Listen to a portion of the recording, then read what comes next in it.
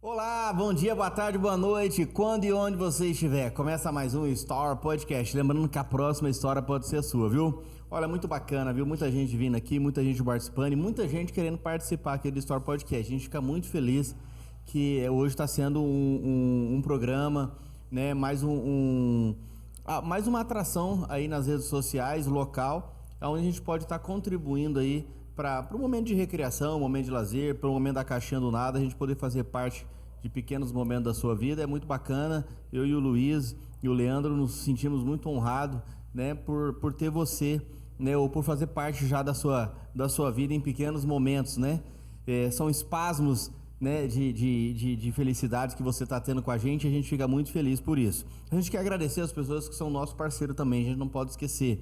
O Story Podcast é sem nenhum fim lucrativo, a gente faz porque gosta, a gente faz porque gosta de contar histórias, a gente faz porque gosta de conversar, e gosta de conversar fiado também, a gente gosta, adora, assim como você, a gente não é diferente de você não, tá? E a gente quer agradecer aí a doutora Sinara Sandoval Cavallo Contours, fisioterapeuta. Ela trabalha com reabilitação física, com pós-operatório, com terapias a laser e também terapias manuais. O Super Vale, o varejo atacado é aqui.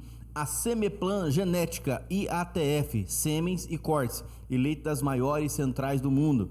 O cartório primeiro e segundo ofício com a doutora Pamela Barros, ela é interina ali no primeiro ofício e titular no segundo ofício. Lembrando que agora no segundo ofício faz escritura pública, viu? Você que está comprando aí sua fazenda, sua chácara, sua casa, seu lote, pode ir lá no segundo ofício, Moisés Sayá está prontinho lá, pronto para lhe atender, ok? E também a Ruralis, compra e venda de imóveis rurais urbanos. Aí, ó, tá na hora de comprar, tá na hora de querer fazer um negócio sério, garantido. Procure aí alguém competente que conhece, aí vai te orientar para você não comprar gato por lebre e entrar numa fria por aí. União Farma, a farmácia do Adeilson. Sua saúde em primeiro lugar. Gente, olha, toda semana tá tendo promoção lá na União Farma, viu? A farmácia do Adeilson. Olha, sem contar que além de você estar comprando lá, você tem a garantia que vai chegar rápido na tua casa, viu? E também com o melhor preço, com um preço competitivíssimo.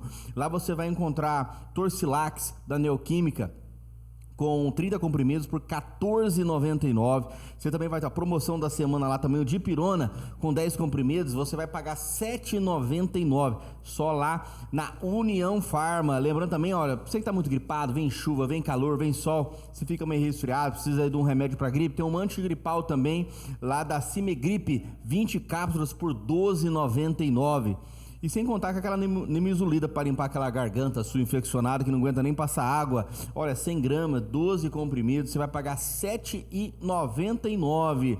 Olha, e também, você que tem menina, você que é mulher, você que precisa disso todos os meses, olha, absorvente Mili noturno, viu? Você vai se sentir confortável por apenas R$19,99 com 32 unidades, viu? 32 unidades por R$19,99. Gente, sai menos de R$1. Muito bacana, viu? E também você pode ter o pacotinho econômico, você levar na bolsa, você que é mulher, você que trabalha, precisa estar fora e nesses dias você precisa estar bem protegida, você consegue o pacotinho pequeno por R$4,99 com 8 unidades, viu? Ó, isso só lá na União Farma. E também, gente, nós não podemos esquecer daquele projeto. Ele parou de postar, eu vou puxar a orelha dele aqui já para todo mundo ver, né? Ele vai estar postando a Projeto Vida Saudável, né? O Dr. Luiz, da dieta dele. Já perdeu quantos quilos já, Luiz? 3 quilos. 3 quilos. Tá difícil fazer dieta? Não, tá gostoso, né? Eu te mandei, né? O que você achou da dieta? Ah, não, leve, mamão com açúcar, né? A nutricionista colocou, né, Etienne Pavan, Isso aqui que eu achei uma dieta bacana, para não sofrer, né? E ser gradual. Acho que não deu tempo de te contar, mas quinta-feira nós fizemos a medição lá com o Lisandro. Perdi 2,7 kg de gordura. Nossa, que bacana. Já ganhou massa magra? Já. Nossa, depois que bacana. Depois eu vou te mostrar. Tá, mostra, depois a gente tá colocando. Tá colocando também, manda pro Leandrinho colocar lá no Story Podcast, lá na página do Instagram. E também, gente, Atlética Academia do Lisandro, parceirona nosso desde o começo aqui, agora que esse projeto, um projeto bacana, vida saudável, mesmo. Você pode acompanhar também. Olha, você só é gordinho porque você que tá numa vida sedentária, você tá se entregando, né, à rotina da vida, e a rotina da vida, ela nos escraviza, ela nos deixa escravo dela, e isso faz mal pra gente e a vida vai cobrar, viu? Então, Você pode ir lá, não dá tempo de você ficar mais aquela barriguinha no tanquinho pra você ir embora pra BC, né? Ficar aquela barriga chapadinha. Mas já dá pra você começar já pensando num projeto pro carnaval, viu? Pra você descer pra praia aí, curtir o feriado com uma barriga bacana. E também o Laboratório de Análises Clínicas Citológicas, o LIB, que há mais de 2 décadas servindo o Cacilândia aí, com exames confiáveis. Olha, você tem um atendimento bacana lá, as pessoas te respeitam, tratam com carinho, com objetividade e tá lá pronto para te atender, uma equipe muito boa, viu? E também o Bora Beach, o ponto do final de semana, o ponto do dia da semana, aquele happy hour em família, happy hour entre os amigos. O pessoal vai lá, curte, joga futevôlei, joga beach tênis, curte, leva as crianças brincam na areia, tem esse contato, é muito bacana, viu? Você que não conhece, vai lá, fica ali no Mais Parque, você pega aquela Avenida do Oliveira, pertinho ali. E também o Labordes, viu? O Labordes, ele tá com a gente, parceirão, nosso amigo Luiz, com vários projetos, é uma empresa séria, uma empresa que trabalha aqui em Cacilândia, gera emprego em Cacilândia, e já tá aí há mais de 2 décadas também, 20 anos já, né? Mais de 20 anos aí, gerando emprego. Gerando né? emprego e também um produto bom, viu? Produtos que é vendido tanto no nosso estado como fora do nosso estado. E ele agora tá com um leque de iogurtes também, com vários sabores gostosos para desfrutar. Aí, e também o Hotel Esplanada, nosso amigo Henrique Boni, pelo telefone 679-8122-3282. Lembrando, gente, que olha, que é um hospital que tá, um hotel que está sempre lotado, que é importantíssimo você estar ligando para agendar, viu? Porque você pode chegar de última hora, você não ter, porque é o maior e melhor hotel de Cacilândia e região. Pessoas que vêm para o Itajá, hospeda aqui. Pessoas que precisam ir para o Aporé, hospeda aqui. Pessoas que muitas vezes precisam ir para cidades da região, tá hospedando aqui, viu? É um mega de um hotel e uma família maravilhosa lá servindo aí os hóspedes que ficam ali. Quem quer conforto, né? Hoje todo mundo quer conforto, né? É verdade. Quer ser bem atendido. E lá a gente consegue isso, né? Conforto, qualidade e preço, né, E Frei? preço, que é o fundamental. Unir isso não é fácil, né? Verdade. E você encontra isso tudo lá no Hotel Esplanada. Gente, hoje a gente vai falar sobre algo que é assunto assim de mercado, né? Todo mundo que fala de crise lembra a primeira coisa, uma dessas coisas lembra, de 5 coisas, uma dessas coisas a pessoa lembra, né? Vamos estar com um profissional, um especialista da área, vamos falar sobre leite no Brasil, viu? Os impactos, vamos falar sobre gestão, aquilo que ele tem gerado e pode gerar ainda mais no nosso Brasil, se leite é ou não é referência no nosso estado e também fora dele. A gente vai saber disso e muito mais. E leite dá prejuízo, né? Porque tá dizendo aí, muita gente fala que leite dá prejuízo, a gente vamos discutir isso aí também hoje, né? Porque o pessoal fala que agro dá prejuízo, né? Batemos recorde de soja, né? Recorde de soja. Uai, prejuízo desse jeito, os caras batem recorde, eu não entendo, né? Uma coisa vai de contramão aqueles que estão falando, né? E isso, a gente vai falar sobre leite hoje. Leite, será que tá batendo recorde também? Não tá? Tá ruim? Tá bom? Será que o nosso amigo Andrew, né? Esse nome é difícil de falar. Andrew Jones. Andrew Jones. Ô, Andrew Jones, tudo bem? Boa noite, muito obrigado pelo carinho, muito obrigado pela honra de estar aí aceitando o convite já de prontimão que o Dr. Luiz fez a você. A gente nos sente honrado com a sua presença aqui e você está aqui para somar, para brilhantar e para fazer o nosso programa chegar a mais pessoas de forma clara, com assuntos sérios, assuntos proativos, e a gente fica muito feliz com a sua presença aqui. Obrigado, Freitas, pelo convite, Luiz também. Estamos juntos aí para bater um papo legal aí e tentar somar, né? Falar algumas coisas que ajudem as pessoas, né? Ô, André, legal. Você é engenheiro agrícola, formado em Pelotas, é gaúcho, né? De nascimento. Então, como é que foi essa tua descoberta, essa tua entrada no agro? Então, Luiz, durante a minha formação aqui em Pelotas, né? Eu fui fazer um estágio no grupo CFM dos ingleses, né? Na fazenda Pitangueiras, perto de Ribeirão Preto, fazendo 3 Barras, no município de Pitangueiras, perto de Ribeirão Preto. Então eu passei um mês lá, em janeiro de 87, eu voltei e me formei em outubro de 87, e já 10 dias depois eu já estava contratado e morando em São José do Rio Preto, começando o meu trabalho lá na matriz da CFM, onde eu comecei na oficina central, porque eu sou engenheiro agrícola por formação, então fui conhecer lá aquele parque de reparo de máquinas, né? Enfim, eram 100 funcionários na época, entre mecânicos, motores, implementos, pintura, funilaria, tudo, se fazia todo o reparo do maquinário lá. E eu comecei com uma caixa de ferramenta e uma chave no armário do vestiário, com um macacão azul para trabalhar, aprender a trabalhar. Foi esse o início. A CFM é uma referência no Brasil, né? Um grupo com origem inglesa, né? Que tem várias fazendas no Brasil. É uma grande referência no Brasil. Você começou no gado de corte na CFM ou já foi direto para o gado de leite? Não, a gente começou na oficina central, eu fiquei alguns meses lá. Depois eu fui transferido para a Fazenda São Francisco, que é a fazenda lá em Magda, né? Onde tem o rebanho Elite e Nelore. Fiquei 1 ano em Magda. Depois eu fui 1 ano, fiquei na Querubim, em Álvares Florense.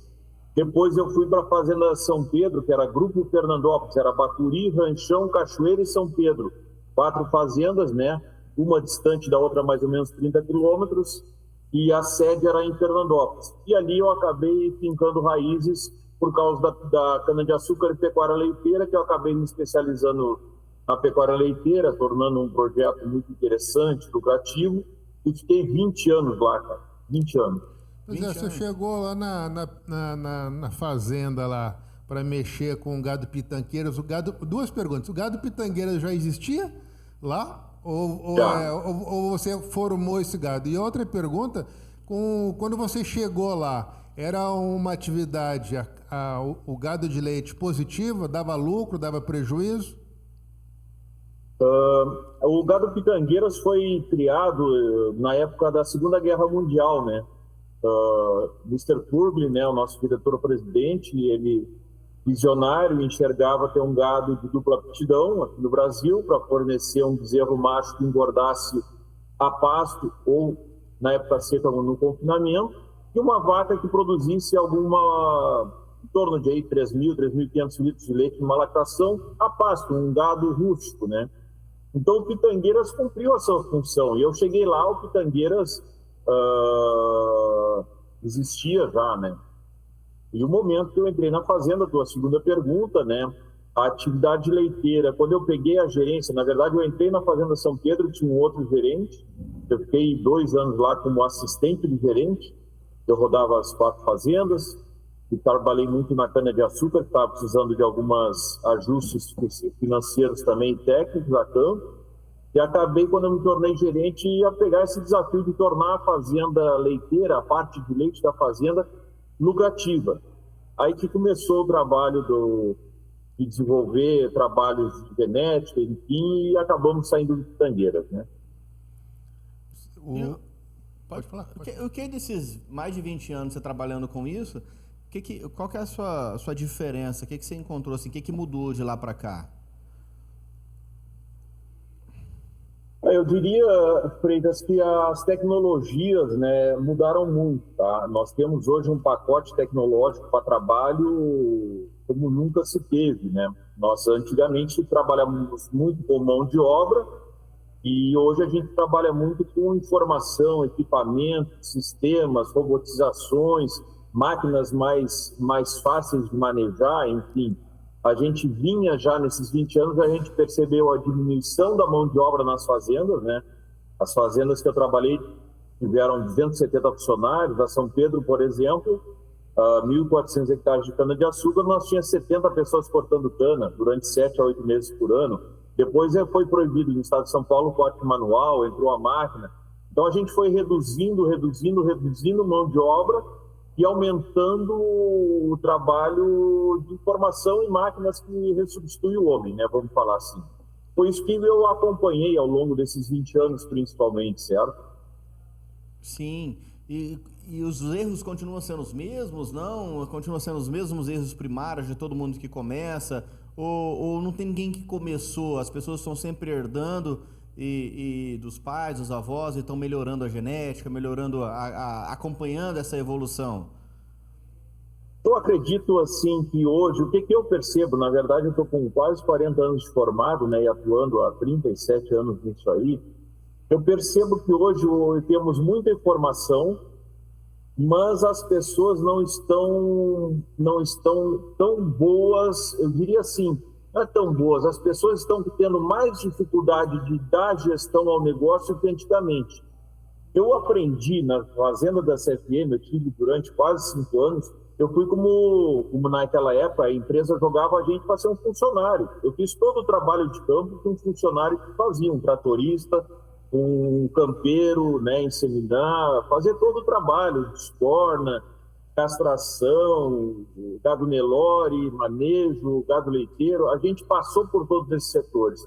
E ali a gente conheceu muitas pessoas que tinham mais de 30 anos de empresa. Essas pessoas detinham um conhecimento muito grande. Eu entendo que esse conhecimento do campo, natural do campo, está se perdendo muito rapidamente. Existe o conhecimento da internet, mas muitas vezes as pessoas hoje, tem até um meme, né? A pessoa não sabe abrir a porteira da fazenda. Sim. Isso é um pouco preocupante, sabe? Sim. Isso é um pouquinho preocupante, tá? Mas eu queria voltar um pouquinho lá atrás. Você foi trabalhar com gado pitangueira, o projeto era de leite e cana-de-açúcar lá, né? Na fazenda que você trabalhava. Você chegou nessa fazenda, era deficitária. Tinha problemas na parte de leite, não na parte de cana-de-açúcar, na parte de leite. Aonde que foi a virada de chave que tornou a fazenda autossustentável, com lucratividade na gestão do leite? Na verdade, logo que eu cheguei, eu tive a incumbência de acertar alguns detalhes na cana-de-açúcar. Então, fiquei uns 2 anos fazendo um acerto para que os manejos nossos na cana, parte de corte, carregamento e transporte, fosse mais economicamente viável. A gente não vinha muito bem nesse setor ali na fazenda, tá? Então, eu passei esses 2 anos acertando a parte da cana-de-açúcar. A cana-de-açúcar, naqueles áureos tempos do Proalto, e açúcar também é uma lavoura muito boa. São Paulo foi sendo tomada de cana-de-açúcar, né? E outros estados também. Mas o leite ali nos causava um prejuízo, tá? Ou muitas vezes ele não dava o lucro que a gente esperava, que o patrão esperava. Principalmente quando a gente comparava a lucratividade da cana-de-açúcar com a lucratividade da pecuária leiteira. Por também ela ocupar um espaço na fazenda, em termos de hectares, né? Que eu poderia estar usando para cana-de-açúcar com maior rentabilidade, Luiz. Então, na verdade, eu precisava assumir um compromisso de tornar a pecuária leiteira tão rentável quanto ou até melhor, que foi meu sonho, meu objetivo que eu alcancei, do que a cana-de-açúcar na Fazenda São Pedro. Tá, mas qual que foi o ponto de virada? Você chegou lá, recebeu o rebanho pitangueira. O que você fez de diferente aí para a fazenda se tornar lucrativa nesse segmento? O ponto de virada, vou até comentar, assim, mais importante dessa virada foi o Arthur Chinelato Camargo. Ele fez um curso em Fernandópolis, um curso de uma manhã, tá? O Arthur Chinelato Camargo, vocês lembram dele, da Embrapa, né? São Carlos, sim, né? Balde cheio. E o Arthur fez uma palestra sobre piqueteamento, né? Redução de área, aumento de lotação. E eu peguei o Arthur à tarde e disse: Arthur, eu quero te levar numa fazenda, coisa e tal. Botei ele na caminhonete e levei lá para São Pedro. Nós já tínhamos um manejo, só que não era de piquete. A gente adubava o pasto, mas era dividido em 3. Não era feito corretamente, tá? Então aí ele disse: cara, tu tem um potencial aqui de ter 2.000 vacas lactando a pasto. E aquilo lá me deu assim uma alegria muito grande, tá? Eu acreditei, porque eu entendi o que ele tinha nos proposto de piquetear as áreas, né? E eu comecei, Luiz, a fazer o seguinte: eu peguei e fui reduzindo as áreas de pasto, ou seja, eu fui piqueteando áreas extensas, eu fui fazendo piquetes, 28, 32 piquetes, tá? Botando cada vez mais animais. E foi sobrando área para mim plantar cana. Tanto é que eu tinha 700 hectares de cana e 1.500 de pasto, e eu fiquei com 1.400 de cana e 432 hectares de pasto. Só que eu tinha 1.000 e poucas cabeças de gado, eu fui para 3.000 cabeças de gado leiteiro. Eu não falo 3.000 leiteiros, de mamanda caducando, tá? Sim. Vaca lactante, a gente chegou a ter 1.200 no auge do projeto, nós chegamos a ter 1.200 vacas de lactação, todas em piquete, né? Então, a chave da virada foi fazer o manejo de pastagem da forma técnica correta, como ele é preconizado. Foi isso que foi a virada. Eu posso falar que, então, que a intensificação foi o ponto de virada? Perfeito.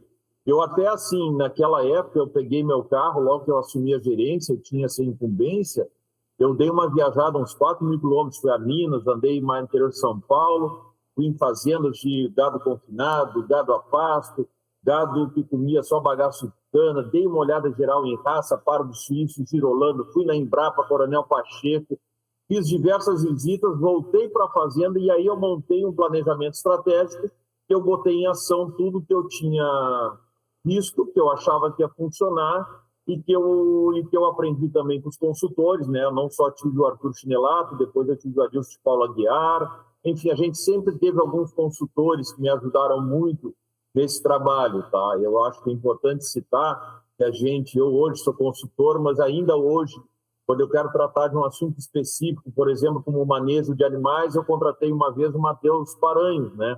Matheus Paranhos até faleceu há pouco tempo, né? Eu levei ele na fazenda para dar um curso para todos os meus retireiros lá, meus capatazes, o pessoal que manejava gado, eu levei o Matheus Paranhos. Então, assim, a gente sempre prezou por ter especialistas perto de nós. Isso sempre foi muito importante também. Não, é muito bacana. E a questão, assim, uma curiosidade bem assim, de amador mesmo, assim, que não entende muito. Hoje você dividiu o pasto, né, que é o que nós chamamos de manejo, e hoje você precisa de 1 hectare, você coloca quantas vacas, gado leiteiro num hectare? Ou você não, você consegue, é aquele que tira leite de manhã, de tarde, de noite, e aí elas quase não andam, ou você faz questão de que o gado vai para o pasto? Na verdade, Freitas, a minha empresa hoje, a J Agro, nós temos projetos de gado confinado e gado a pasto. O Brasil, cara, está andando para o gado confinado, certo? Todo gado confinado quase não anda, desde a cria, recria, e altas produtividades, alta performance de ganho de peso. O gado a pasto ele tem um custo menor, mas ele tem uma produtividade menor. O manejo de pastagem é uma ciência bastante complexa, mas é boa, é apaixonante de fazer. Então, assim, a tua pergunta é... Hoje o Andrew trabalha com os 2 tipos de projeto, tá? E o cliente que vai escolher o seu sistema, né, produtivo, na verdade, gado confinado ou gado a pasto ou semi-confinado. Aí o cliente vai desejar, nós vamos implementar as ferramentas de manejo de pastagem na fazenda dele, se é um gado a pasto. Se é um gado holandês puro, outra coisa importante, Freita, nós temos que distinguir raças, né? Hoje o holandês, você falando dessa vaca a holandês, né? Ela é o carro-chefe, a referência para o leite no Brasil? Ou o Brasil conseguiu ter uma genética melhor do que isso e são poucas pessoas que conseguem ter uma genética melhor do que o holandês? Então, o holandês é a vaca leiteira mundial, né? E no Brasil não estamos diferente disso. Quando falamos de gado em clima tropical e confinado. Quando nós formos falar de holandês a pasto, se você tirar alguma coisa aqui do sul do país, até perto ali do Paraná, coisa assim, para cima, você vai ter que trabalhar com o girolando. O girolando teve um melhoramento genético fantástico, desde essa época de 1993, que eu fui lá na Embrapa, de 93 até agora, o que fez a Embrapa, a Associação de Gado Girolanda, fez um rebanho nacional, um rebanho até internacional, digamos assim, para um gado mais rústico que suporta, digamos assim, uma manejo de pastagem. Seca, né? Uma curiosidade que eu tenho, para depois a gente entrar no leite nacional, mas uma curiosidade lá atrás, né? Eu como veterinário, como amante de genética, você trabalhou com gado pitangueira. Eu me lembro do gado pitangueira em São Paulo, me lembro em Minas Gerais também. Era um gado bem rústico, mas pouco produtivo, né? Vocês chegaram a inseminar as vacas pitangueiras com holandês ou com girolando para aumentar essa produção? Eu nunca vi, né, esse cruzamento, mas vocês chegaram a fazer isso? Sim. Nós inseminamos todo o rebanho de pitangueiras com holandês e girolando, né? Nós fizemos o 13 e 16, aí fizemos uma composição racial, né? E aí foi, claro, aumentando a produtividade, nunca mais usamos pitangueiras, aí as filhas eram novamente inseminadas, né? Eu fiz lá Gersolando, eu fiz 3 quartos, 7 oitavos, 15, 16, puro cruza, testei tudo que eu podia testar. Naquela época não se existia muita ciência para isso, Luiz. Mesmo quando eu fui na Embrapa, por exemplo, eu consegui falar com um especialista lá, me mostraram alguma fazenda que tinha 15 vacas pardo, 15 meio sangue. E eu, cara, eu tô com 300 já hoje. Eu tô subindo para 800 em breve. 15 vacas, todo manejo é diferente, todo manejo de 15 vacas é diferente, é muito diferente de gente. Então, tive que fazer em casa muita coisa. O Gersolando, nós somos o primeiro leilão brasileiro com Gersolando, que vendemos Gersolando. É uma baita raça. Olha, um baita cruzamento, né? Bem interessante. Isso era uma curiosidade muito que eu tinha. Mas o que eu vejo, assim, eu quero falar agora de leite a nível nacional, né? Que é o assunto que a gente gostaria muito de tratar com você. Você é um especialista nisso. Eu vejo assim, ó, e vejo se eu estou errado ou não, né? Por favor, me corrija, né? Eu vejo Rio Grande do Sul, Santa Catarina e Paraná com excelência no gado, né? Excelentes rebanhos holandês e Jersey, clima favorável, solo excepcional, né? Algumas regiões pega ali a fronteira oeste, nem adubo precisa, e altamente produtivo, e intensificado, né? Freestyle em bastante localidades. E vejo São Paulo para cima, baixa produtividade, né? Rebanhos grandes nós temos no resto do país, mas de uma forma extensiva, e as médias são baixíssimas, né? Vaca que tira 5, 6 litros de leite, né? Nós somos o 4º maior produtor hoje, né? E somos importadores, né? Então eu queria que você desse um panorama geral. Se eu tiver errado, por favor, me corrija.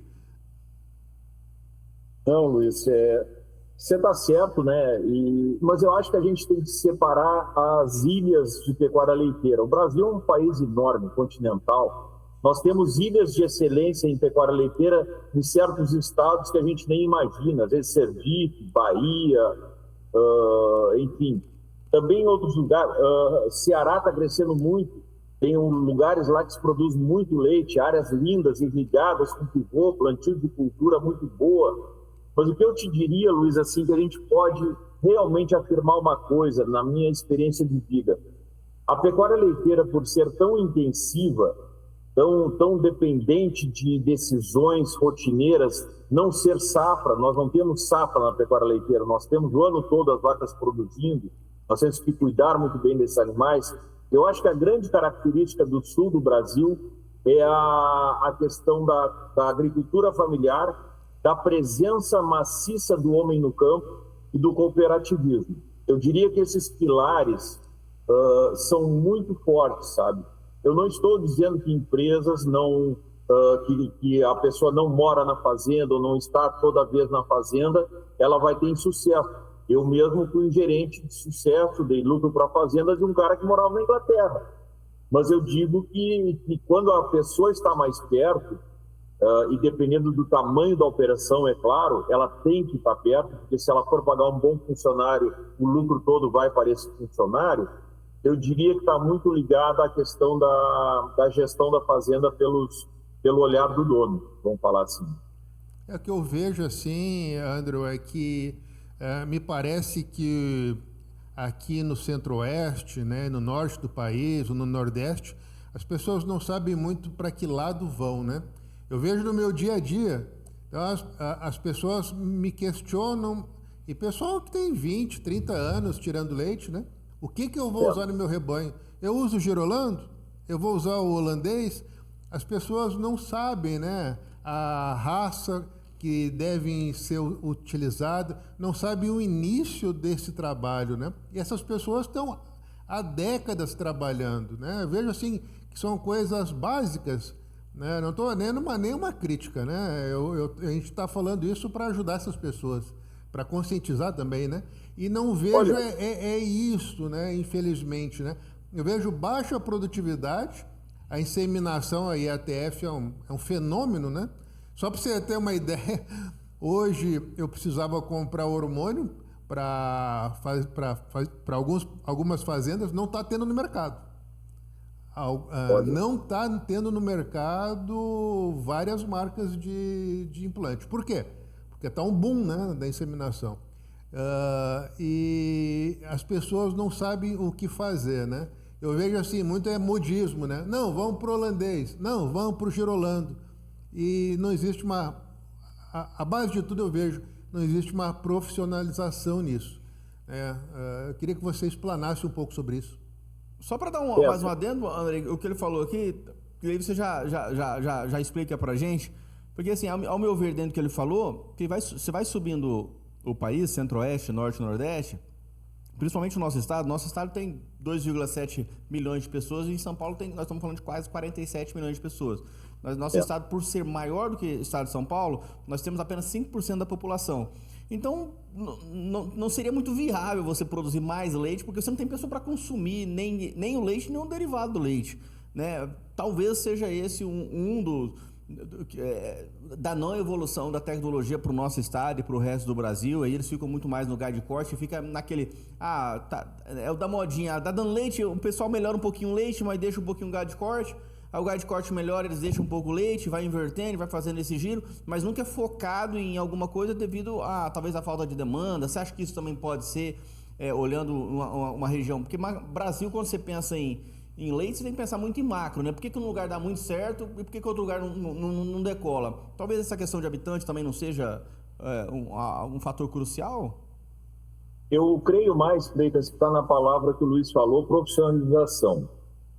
Eu conheço o estado de vocês, eu tive aí algumas vezes na época que eu era gerente agropecuária lá da BRF, quando eles compraram laticínio interino, que eu fui melhorar a bacia leiteira aí do Mato Grosso do Sul. Eu já conheci o Mato Grosso do Sul, né? As características do estado, etc, né? Então, assim, mas vocês têm bacias leiteiras fortes no estado e tem lugares que é muito rudimentar ainda. Então, assim, como todo o Brasil, volto a falar, eu vejo, que nem o Luiz falou, a profissionalização. Tu vê, tem gente já trabalhando há 20 anos com leite, nem o Luiz falou, mas não quebrou ainda. Veja bem, o leite não é um negócio ruim, não. Ele nem dá gestão, nem cuida bem. Só que, Luiz, eu acho que esse tempo está acabando. Esse tempo já acabou. Quem não fizer gestão, quem não começar com um plano, que eu faço um plano de negócio nos primeiros 5 anos, tem que definir raça, alimento, estrutura, sistema de manejo, tudo definido, e seguir aquele rumo, ele tem que seguir aquela diretriz. Se ele ficar pulando de modismo em modismo, eu agora vou plantar um negócio que dá 3 metros de altura, que a minha vaca vai comer e é bem baratinho. Aquilo lá é pura fibra, a vaca come e não dá leite nenhum. Então, assim, esses modismos de raça, vou juntar isso com aquilo, porque aí a vaca é bem baratinha, mas também não dá leite. E ela ocupa a terra, aí de repente o cara está cruzando com o boi Nelore, todo gado leiteiro. Então, assim, realmente é uma bagunça na cabeça do coitado do produtor. Mas sem profissionalização, sem orientação, o cara vai continuar perdido, certo, Luiz? Ele vai continuar perdido. Uma das coisas que eu faço, né, e é bom esse bate-papo que a gente está tendo, nós três aqui, esse gado SRD, sem raça definida, que é a grande maioria que tem no Centro-Oeste. O que eu faço quando eu chego nas propriedades? Insemina tudo com holandês, né? Para quê? Uma raça pura vai estabilizar, vai te dar a máxima heterose para depois, né, porventura você entrar com outra raça, que provavelmente seja o girolando no futuro, né? Mas eu acho que é isso que falta, as pessoas se aterem a isso, de você ter um norte, saber o que faz. Porque o que eu vejo quando a gente chega nas propriedades, né, Andrew e Freitas, as pessoas sempre falam, né? Eu estou perdendo dinheiro, eu não estou ganhando dinheiro com leite. Aí eu faço a seguinte pergunta para elas. Então tá, quanto que deveria ser o valor do leite para você ter uma remuneração? As pessoas não sabem o custo de produção. Então não adianta, né, você colocar o valor, né, 1, 2, 3, 4 reais o litro de leite, mas se chegar a 4 reais, qual vai ser a tua lucratividade? As pessoas não têm isso, como informação. Isso é muito frustrante, né? E é isso que a gente vê, né, Luiz? Quem vai muito fazendo, como nós, você aí, eu, qual é o custo de produção? Pergunta, ninguém sabe, 90% não sabe. Mas voltando à pergunta do Freitas, densidade populacional, estados com pouca população, eu acho que isso, Freitas, assim, é claro que a gente, os estados com consumidores, Rio de Janeiro, Minas, São Paulo, Paraná ali, são estados que consomem muito leite e tem grande população. Eu até fiz uma reportagem sobre isso na Balde Branco há muitos anos atrás, porque era bom produzir leite em São Paulo. É claro, eu estou produzindo muito leite perto da boca do consumidor, meu frete da indústria é todo menor. Já quem está nas pontas, como Mato Grosso do Sul, de repente, mais para o centro, vai produzir leite, vai exceder o seu consumo do estado, ele vai botar esse leite para outros estados. E ele vai ter o frete. Então, é claro que ainda por cima nós temos aí uma questão de ser mais ainda profissional. Você tem que entender que tem que ser mais profissional. Mas isso eu não vejo como um grande problema. Nossas fronteiras agrícolas, na verdade, soja, etc., estão longe do porto. Tudo está longe, né? Só tem que se ter uma logística interessante e um produtor profissional, né? Eu acho que basicamente passa por isso que o Luiz falou também. Tem que dar gestão, tem que conhecer seus números. Primeiro, tem que ser um bom agricultor. Não existe pecuária de leite sem boa agricultura. Não existe. Então, o cara tem que saber plantar ou cuidar do capim como se fosse uma lavoura ou cuidar da sua silagem como se fosse a coisa mais chique da sua fazenda. As vacas com bom alimento, elas dão leite. A não ser que tenha uma genética ruim, que aí é um problema também mais atrasado ainda. Não tem porque ter genética ruim hoje, vamos ser sinceros, né? Então... Pacote genético, né, Luiz? Pelo amor de Deus. Hoje, então, o embrião... Tá falando... Tu muda um rebanho. Quando na minha época, em 90, lá, eu demorei 10 anos para mudar um rebanho, hoje, em 3 anos, tu muda o rebanho inteiro. Só com embrião. 3 anos. Então, com 3 anos, você já consegue ter um norte. Pô, vou pegar aqui vai. Porque depois que você tem esse norte, as coisas se tornam mais fáceis, né? Sim. Você começa a errar menos, né? E você viu aquela lei de um deputado, acho que ele é de Goiás, porque um dos problemas dos produtores, onde eles choram muito, é aquela velha questão. Ele não sabe quanto que ele vai receber no valor do leite. Parece que isso está tramitando no Senado para isso mudar. Porque isso também eu acho, tanto na carne como no leite, eu acho isso assim, é esdrúxulo demais, não cabe na minha cabeça você não colocar preço nas suas coisas, né? E aí você vende um leite que você vai receber daqui a 60 dias, você não sabe quanto você vai receber. Ele pode custar R$2,30, ele pode custar R$1,14, e você é obrigado a receber, né? O cara gira o seu dinheiro, a empresa gira o seu dinheiro 2 vezes, e aí vai pagar o preço que ela quer. Eu ainda não consegui entender isso, e talvez seja por isso que o pequeno produtor não investe em tanto, porque ele não enxerga a longo prazo uma perspectiva de dias melhores, mesmo com toda a tecnologia que a Embrapa coloca, que, né, as pessoas têm a oferecer, principalmente para os pequenos produtores, porque tem pequenos produtores aí que tem 7 hectares, tem fazendas com 8 alqueiros, 10 alqueiros, que produz ali 100 litros de leite, poderia estar produzindo 400, né, e com o mesmo espaço, só que parece que não vê, porque parece que está meio que magoado com isso, né, eles se sentem meio que magoado. Freitas, eu acho bom o teu comentário, porque assim, é complicado a gente estar vivendo agora, neste atual momento, nos últimos meses, nós estamos vendo uma baixa de leite, de preço de leite ao produtor muito danosa para o setor, tá? Isso é muito ruim. Você vai comprar o leite na gôndola do mercado e ele não está mais barato, mas o produtor está recebendo menos pelo leite. Ou seja, a margem de lucro hoje está lá no varejo, lá no atacadista, no varejo, está no mercado lá. Isso aí acontece o seguinte, né? Vai excluir mais gente ainda mais rapidamente. E só os profissionais vão ficando. Esses dias eu estava conversando com um produtor muito jovem em Castro, estou fazendo um projeto para ele, está lá. Ele está ampliando, ele tem 350 vacas, quer chegar a 600 vacas holandesas. Castro é a capital do leite lá, eles são holandeses, inclusive, né? Mas eu falando com ele, falei assim, como é que está o preço do leite aí? Também está caindo? Ele disse, caiu 5 no mês, caiu 10 no outro e agora vai cair 5 de novo. Ele disse, pô, que momento ruim, né? Disse, André, mas eu guardei dinheiro para essa época, porque sempre acontece. Olha a visão de um rapaz de 24, 25 anos, já tá acostumado, que mora dentro da fazenda, e ele chegou e me falou isso aí. Cara, tu tem épocas boas em tudo na vida. Tem épocas de se ganhar dinheiro e tem épocas que a gente tem que apertar o cinto. Agora, se na época que tu ganha dinheiro, tu não souber, uma parte tem que guardar, uma parte tem que investir, uma parte tem que melhorar tua produtividade, tua produção, melhorar tua tecnologia. Isso tudo, cara, se tu não tiver essa consciência de gestão como um todo, você não vai conseguir tocar o teu negócio. Seja ele a pecuária leiteira, seja uma pecuária de corte, seja a tua lavoura de soja, né? Tem uma máxima, Andrew, na pecuária de corte que serve muito bem para o gado de leite e para o que você acabou de falar. Quando o gado de corte está embaixo, o que você deve fazer? Comprar gado. Quando o gado está em alto, o que você deve fazer? Investir na fazenda. Né? Daí é hora de você reformar pasto, você trocar de caminhonete, trocar de trator. É isso, né? Eu queria te explorar que você viveu uma coisa assim inusitada. Você trabalhou produzindo leite, né? E você trabalhou do outro lado, na BRF, né? Sim. Comprando leite. Você Não, você não sangra. Então você que sangrava os leiteiros? Não, graças a Deus eu nunca comprei leite. Eu era gerente agropecuária lácteos. Eu só trabalhava no desenvolvimento de parceiros leiteiros. Sim, mas você trabalhou do outro lado, que eu quis falar, sim, né? Sim. Do outro lado, eu queria saber, se entender a visão da empresa, né? Dos grandes laticínios. É interessante para eles hoje vender leite ou não?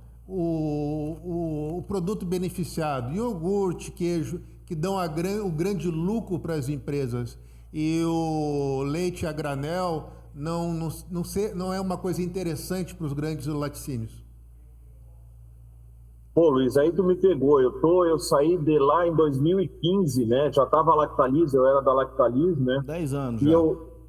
Eu sempre fui muito atento à minha parte técnica, tá? Os programas que eu desenvolvi para as empresas, como a BRF Lactalis, depois que entrou, né? E essa parte de remuneração do produtor, eu sempre fui um defensor do produtor. Teve um caso interessante, Luiz e Freitas, que um gerente mundial de leite da Lactalis chegou a uma reunião e perguntou para os compradores de leite da empresa, que eram 4, cada um na sua regional, sul, sudeste, nordeste, etc., perguntou assim para eles: qual a remuneração que eu pagar ao produtor ele vai desanimar, vai continuar, mas não vai investir, e que ele vai investir? Os 4 compradores de leite do Brasil, na época, não sabiam a resposta.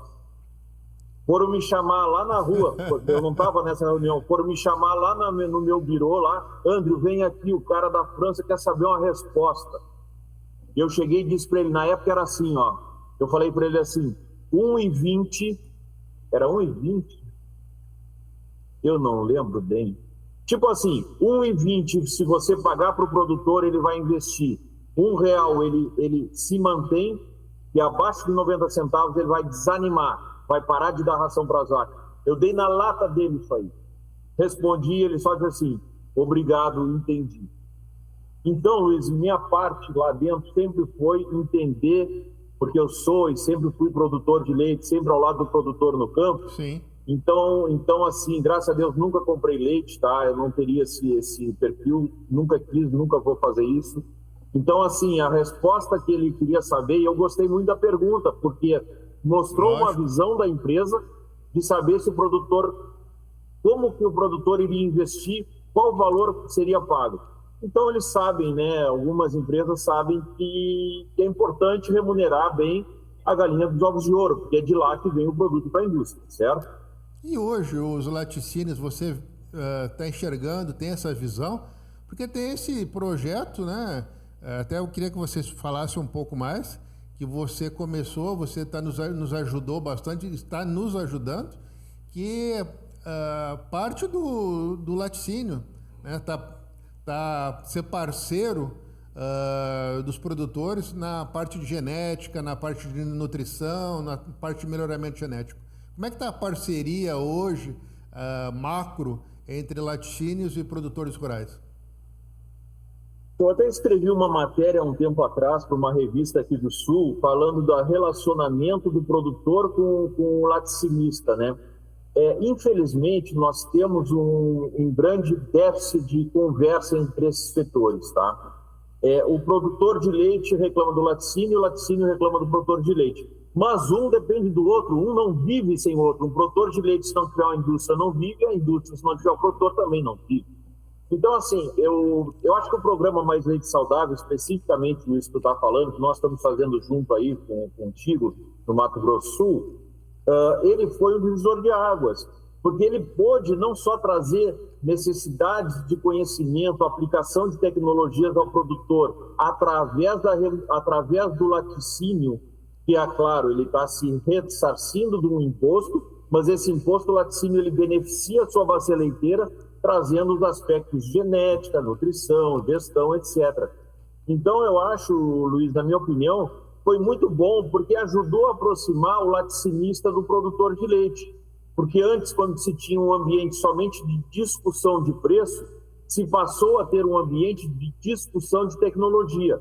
Qual a taxa de preço? Qual sêmen utilizar? Qual a nutrição mais adequada? Vamos fazer uma pastagem melhorada? Enfim, vamos fazer gestão da tua propriedade? Vamos fazer um investimento num tanque de resfriamento maior, mais potente? Enfim, o programa Mais Leite Saudável trouxe toda uma pegada legal, técnica, mas também aproximou esses dois entes, né? Esses dois atores que não se aproximavam muito, digamos assim. Começaram a conversar, né, Andrew? Andrew, tem uma tabela de referência, tipo, olha, para 10 hectares, para o cara ter lucro de X vacas, existe uma tabela média ou não? Não tem mágica para isso? Cada caso é caso, cada especificação, olha, precisa olhar a tua terra, precisa olhar o que você tem, não tem aquilo, 10 hectares você precisa de pelo menos 60 vacas, 20 para rodízio, etc e tal, não tem isso, você precisa ir lá e fazer, é individual, cada terra, cada história é uma história diferente. Cada história é uma história, Freitas. Assim, nós temos que começar, o plano de negócio começa com os condicionantes ambientais, então eu tenho que saber do que estamos falando. É uma terra produtiva, área improdutiva, nós vamos conseguir produzir que tipo de alimento, vamos confinar o gado, vamos trabalhar com pasto. Então, assim, inclusive, assim, cada fazenda é uma fazenda, e eu também levo em consideração as características da pessoa, do investidor. Esse aqui é um investidor, vai precisar de um gestor. Esse aqui é uma pessoa que mora na fazenda, está sempre lá, e ele está acostumado a manejar gado de uma forma assim, assim, assim.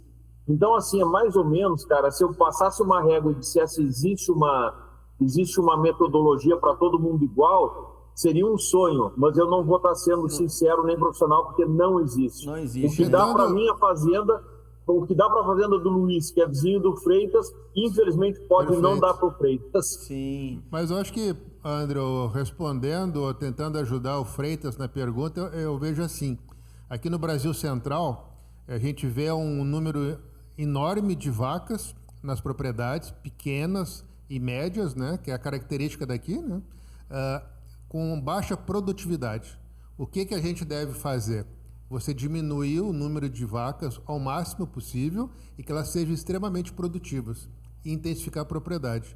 Então, em vez de eu ter 30 vacas que produzem 6, 7 litros, eu ter 10 ou 15 que produzem 20 litros. Que não tem assim, nada de extraordinário. Você com uma boa genética, uma boa nutrição, você consegue, entendeu?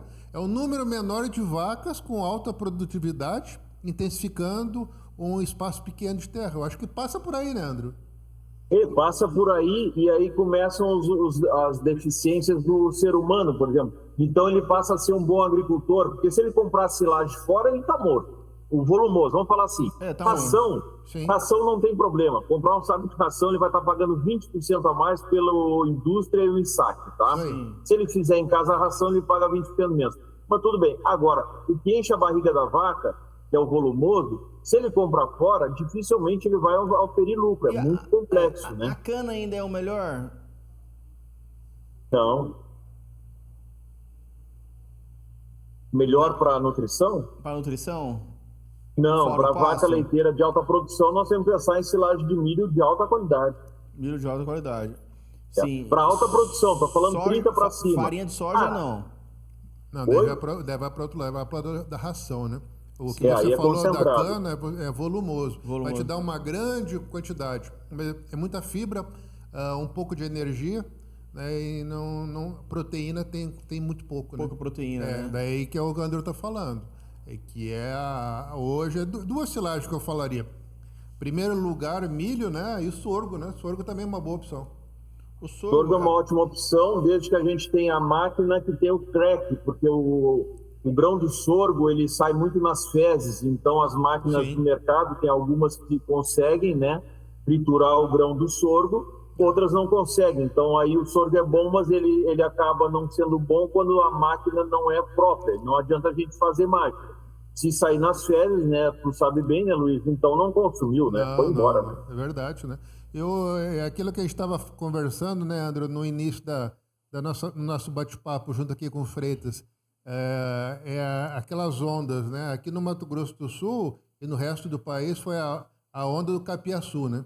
Tudo tinha que ser capiaçu. E agora as pessoas estão penando muito com o capiaçu, porque é um manejo difícil, né? Então, hoje eu vejo assim, as pessoas desistindo do capiaçu. Luiz, eu tenho pena de certas coisas. O capiaçu, quando bem conduzido, é um alimento interessante para todas as categorias animais, digamos. Não estou falando para vaca lactante. Cria, recria, novilhada prenha, vaca seca. Só que o problema é que eles deixam o capiaçu crescer, virar um bambu. Exato. Aí é pura fibra. Então, assim, a tecnologia não foi lançada dessa forma. Ela está sendo mal utilizada. Então, a gente vai queimar uma coisa porque não está usando de forma correta, né? Vários cortes, né, André, por ano, para aproveitar, né? Sim, para dar um ganho de peso numa bezerrada, para dar um ganho de peso numa novilhada, se for feita correto, fazer uma silagem de capiaçu na hora certa, com o inoculante certo, dá um baita de um produto. Mas, assim, tem que respeitar agronomicamente as características dessa planta, né? Não pode deixá-la crescer, virar quase um bambu, cheio de fibra, sem nada, e dizer, cara, minha vaca não gosta, mas até ninguém gosta desse jeito, né? Eu vi você falando, né, em uma outra oportunidade, sobre um projeto que vocês desenvolveram sobre integração, né?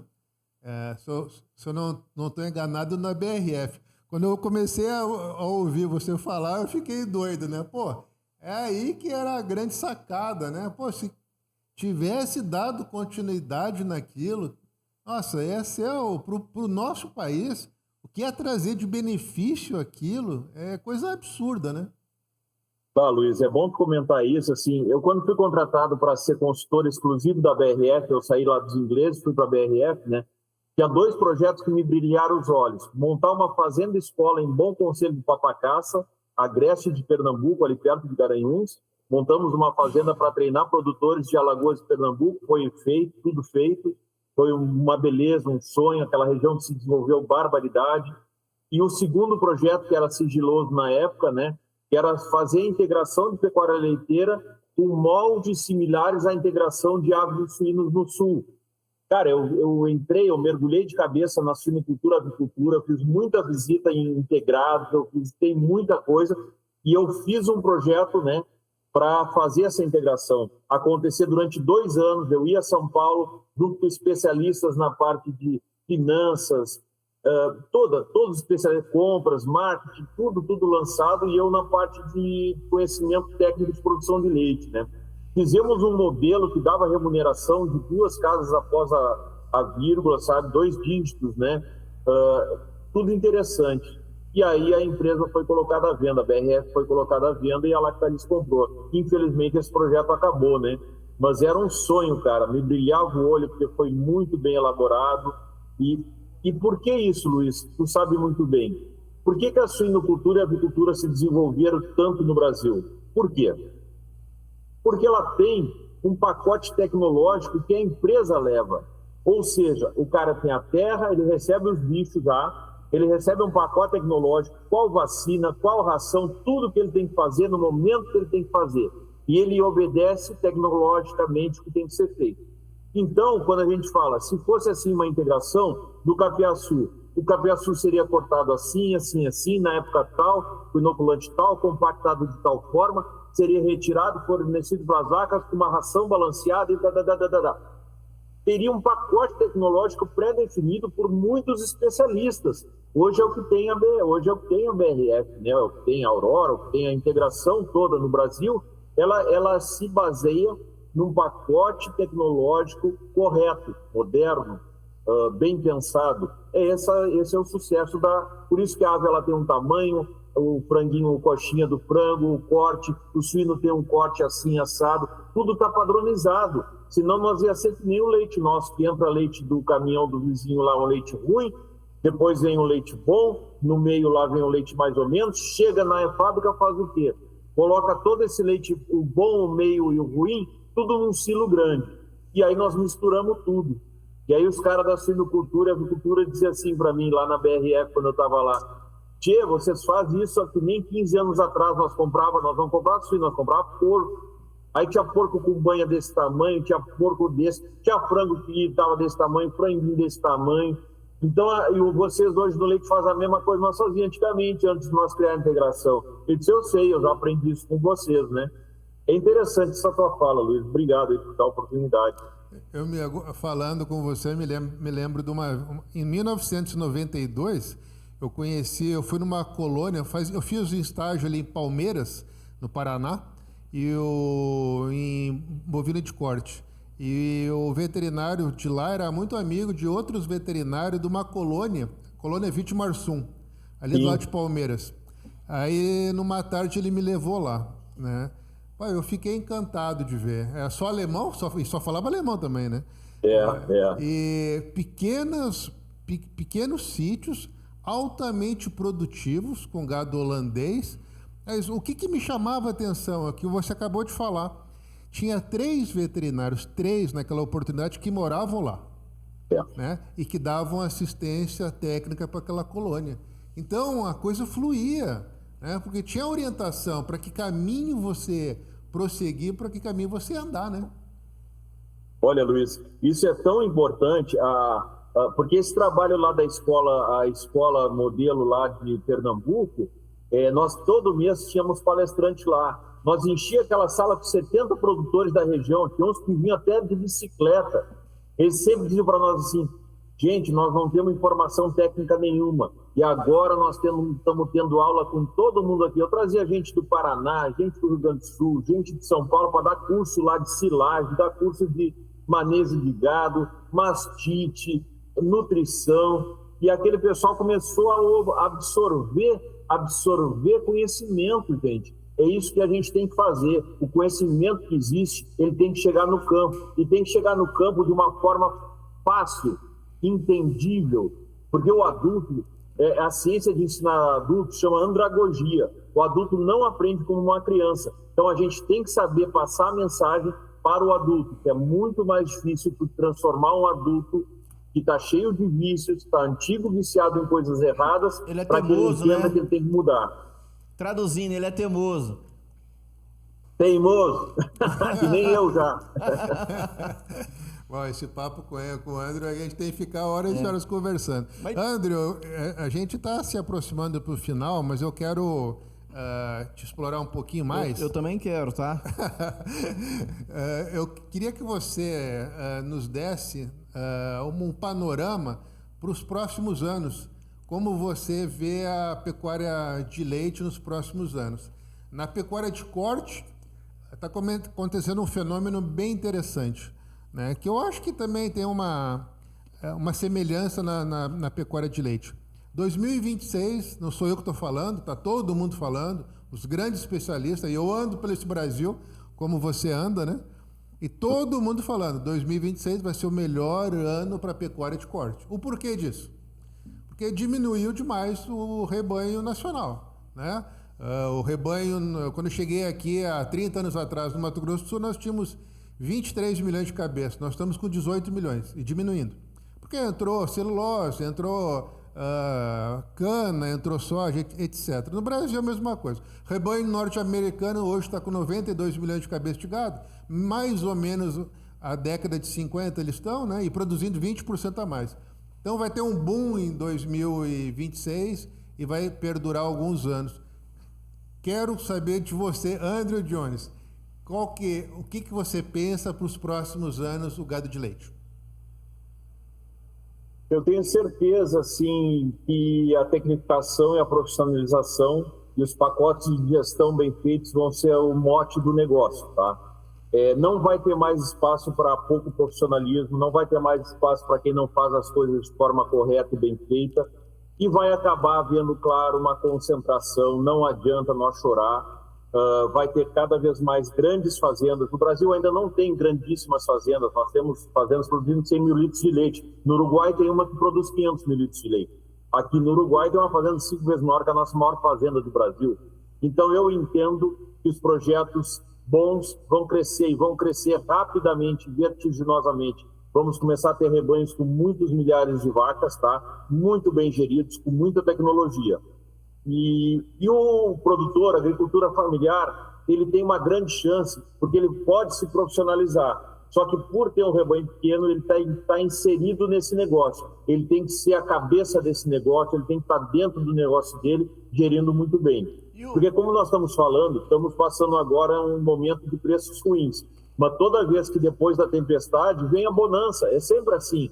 Basta, Luiz, nós ter um pequeno aumento de renda no país, tá? Se nós tivermos um pequeno aumento de renda da classe mais pobre, tá?